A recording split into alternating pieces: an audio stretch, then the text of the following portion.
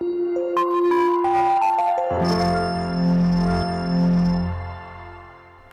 students, hope you all are doing good. Today we are doing a chapter named Ancient India, Contribution to Culture and Civilization. What we are going to read in this chapter about literature, art and architecture, and about science. The most enduring legacy of ancient India is the rich tradition of culture, art and architecture, literature, sculpture, science and mathematics, what we have inherited from our ancestors. We have already seen glimpse of the wealth in the previous chapters of this book. Here we will take a closer look at the art and culture of ancient India. जो भी हमारे पुराने पूर्वजों ने जो हमें चीज़ें दी हैं, जो आर्ट एंड आर्किटेक्चर या जो रिच ट्रेडिशन ऑफ कल्चर है या स्कल्पचर हैं, साइंस और मैथमेटिक्स है, ये हमारे लिए गौरव की बात है। तो पहले हम पढ़ चुके हैं इंडिया की वेल्थ के बारे में, इंडिया की ग्लोरी के बारे में। इस चैप्टर में हम पढ़ेंगे about the art and culture of ancient India. Now we will read about literature.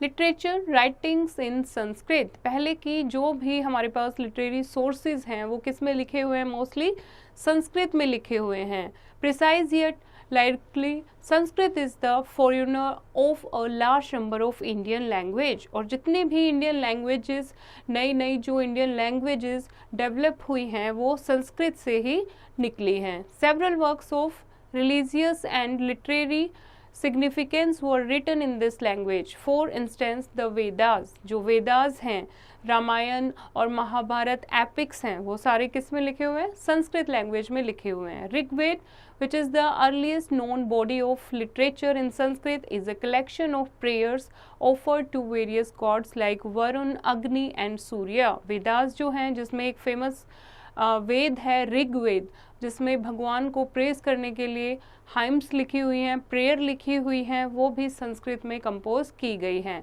And the Vedas also give detail description of the geography of the land and the flora and fauna of the time. और उस time जंगल कैसे थे, वहाँ पर flora and fauna के बारे में और वहाँ जियोग्राफी ऑफ लैंड के बारे में वेदास से हमें काफ़ी इन्फॉर्मेशन मिलती है।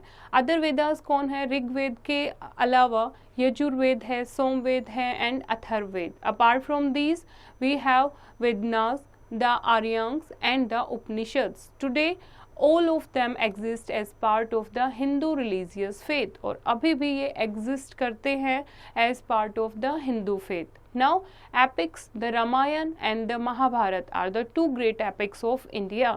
We will read about first the Ramayana.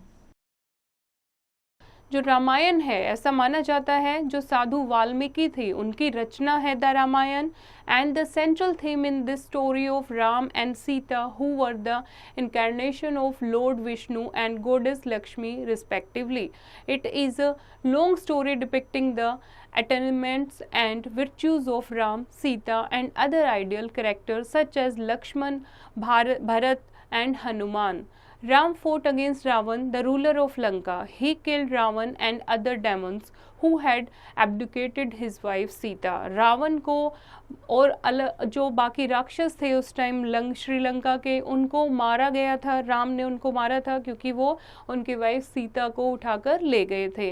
तो राम एंड सीता की इसमें स्टोरी है। उसके अलावा जो और कैरेक्टर हैं, लक्ष्मण, भरत, हनुमान, उनके बारे में रामायण में बताया गया है। और ऐसा माना जाता है जो भगवान श्री राम या सीता की जो ये स्टोरी है रामायण में जो कंपोज की गई है, तो वो भगवान विष्णु एंड गॉडेस लक्ष्मी के अवतार थे। Now next is the Mahabharata. Great Mahabharata, the Mahabharata किसने लिखी है? ये वेद व्यास ने लिखी है। Main story is about the conflict between the Pandavas and Kauravas who were cousin. जो कजन थे पांडवास एंड कौरवास, उनके बीच में जो युद्ध हुआ था उसको महाभारत में कंपोज किया गया है। दुर्योधन जो कौरवास में सबसे बड़े थे felt jealous of Pandavas and planned to destroy them. He refused to give Pandavas their share of the kingdom, और पांडवास को वो अपने किंगडम में से शेयर देने से मना कर देते हैं और दोनों के बीच में कुरुक्षेत्र में एक युद्ध होता है। And the battle lasted for 18 days. All the Kauravas brothers were killed. Yudhishthira the elders of the Pandavas became the king of Hastinapur. और 18 दिन तक ये युद्ध चलता है जिसमें सारे कौरवास को मार दिया जाता है और युधिष्ठिर जो पांडवास में सबसे बड़े थे उनको हस्तिनापुर का किंग बना दिया जाता है।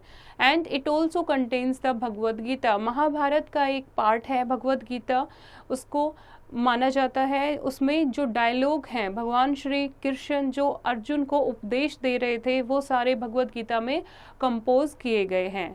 Now the Buddhist and Jain text. Buddhist and Jain text जो हैं उस टाइम के, जैसे कि Tripitaka and Jatakas of the Buddhist as well as Angas, Purvas and Upangas of the Jain provide us with the information that help us in understanding the history of some unknown parts of the country. They contain the names of numerous persons and places which help us a lot in reconstructing and estimating history of ancient India. And these texts were written in Pali and Prakrit. उस time जो common लोगों की language थी पाली and प्राकृत, उसमें ये text लिखे गए हैं। उससे हमें काफ़ी कुछ उस टाइम कौन जो राजा था वो बुद्धिस्ट का फॉलोवर था, कौन जैनिज़्म का फॉलोवर था, उस टाइम क्या वहाँ पर होता था, कौन कौन दूसरे देश से बुद्धिस्ट एंड जैनिज़्म के लिए आए, वो सारे इसमें टेक्स्ट में कंपोज किए गए हैं। Now about the Tamil literature. During the same period Tamil literature develop to a great extent. और साउथ में तमिल लिटरेचर बहुत ज़्यादा उस टाइम डेवलप हो रही थी। Sangam literature was compose during this time. The quality of Sangam literature reflected the high intellectual standards of the Tamil composers. The poems were written in assemblies or Sangams of poet under the Pandya rulers. These works bring to light many facts of ancient times. During the Sangam age, the eminent epics of Silapidikaram by Hango and Manimekkalai by Satnar and Tirukkural, a Tamil classic of couples by Thiruvullar, were composed and occupied an important place in Tamil literature. उस time Pandyas के जो court poet थे वो discussion करके तमिल में composition करते थे जिसको संगम लिटरेचर के नाम से जाना जाता है। तो संगम लिटरेचर में काफ़ी कुछ साउथ किंगडम में कौन से किंग थे, उस टाइम क्या होता था और किस टाइम तमिल लैंग्वेज कितनी ज़्यादा उस टाइम फेमस थी, उसको हर एक चीज़ को तमिल लिटरेचर्स में लिखा गया है। Now about the patronage of scholars by the Indian rulers.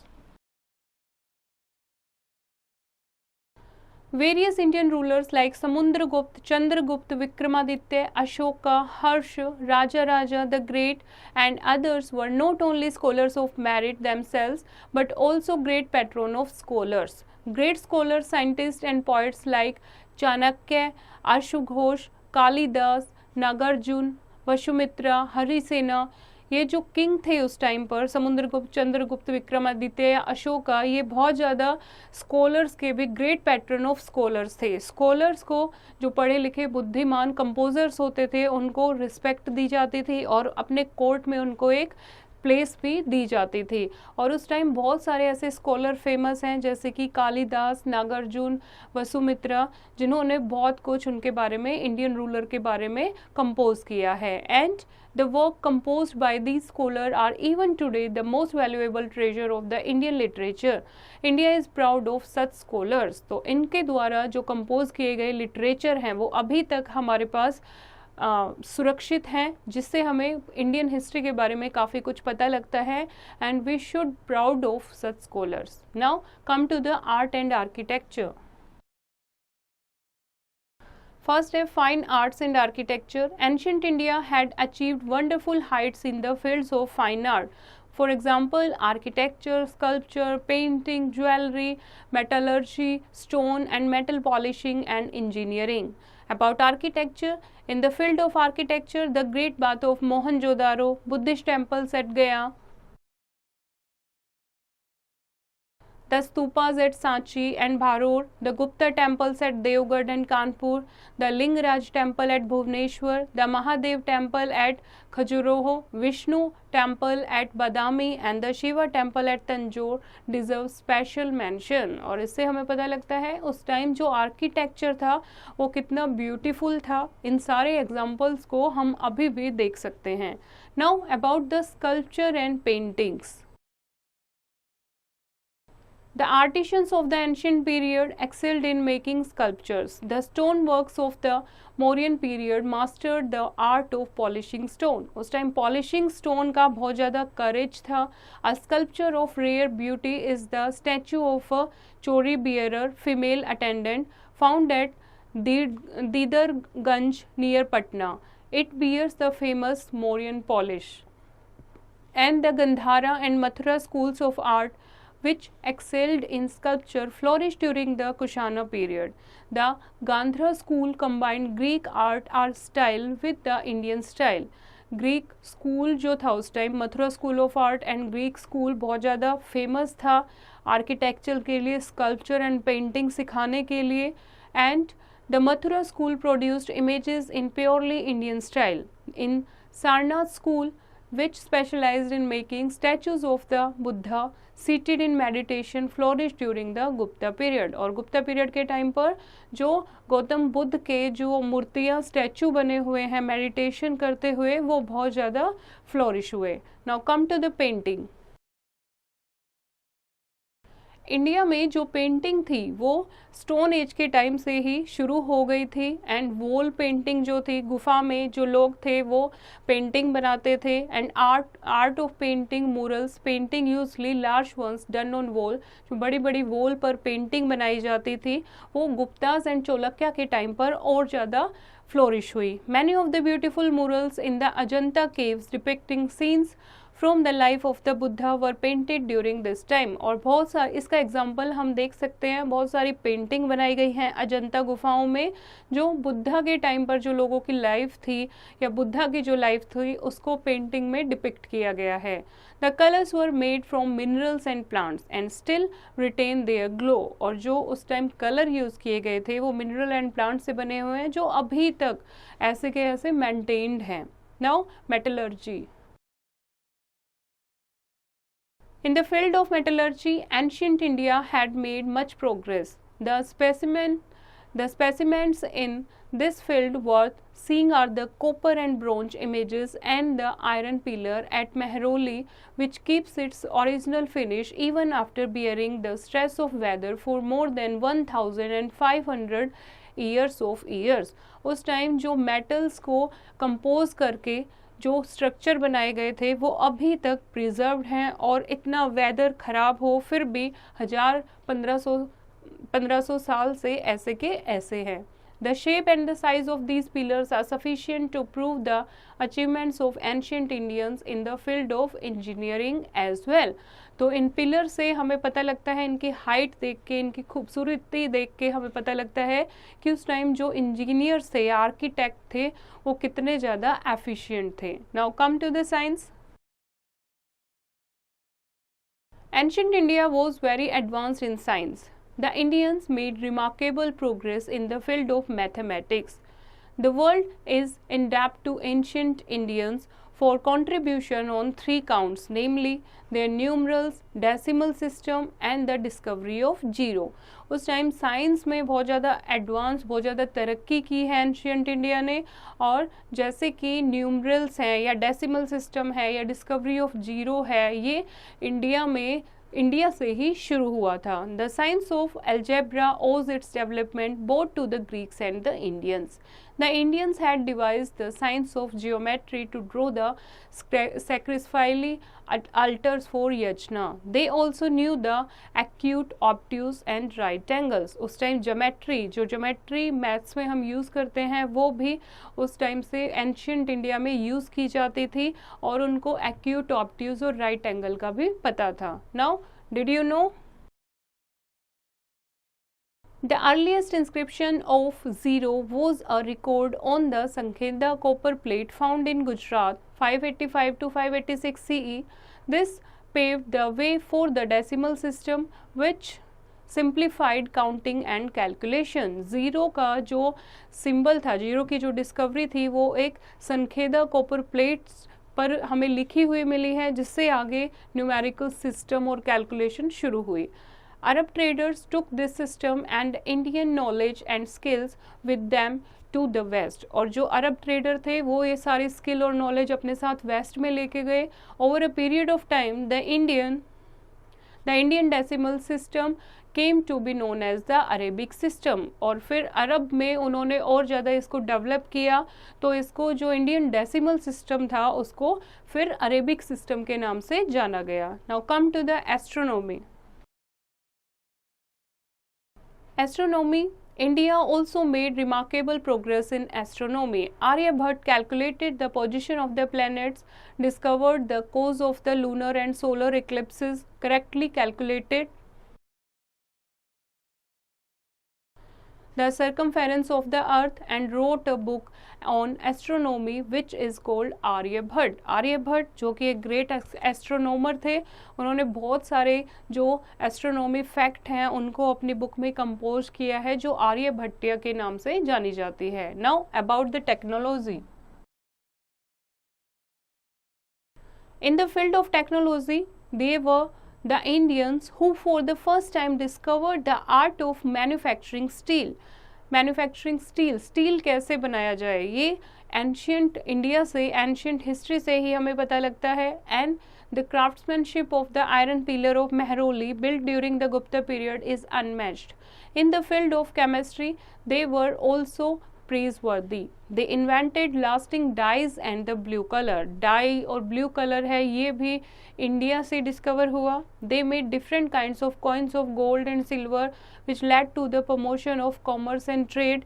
They made some rare specimens of jewelry of gold, silver and other precious stones which were in great demand in foreign countries. और बहुत सारी ऐसी jewellery और coins India से शुरुआत हुई जो foreign country में जिनकी बहुत ज़्यादा डिमांड थी। Now medicine. Medical science was fairly advanced. The Atharvaved mentions the different methods used to diagnose disease.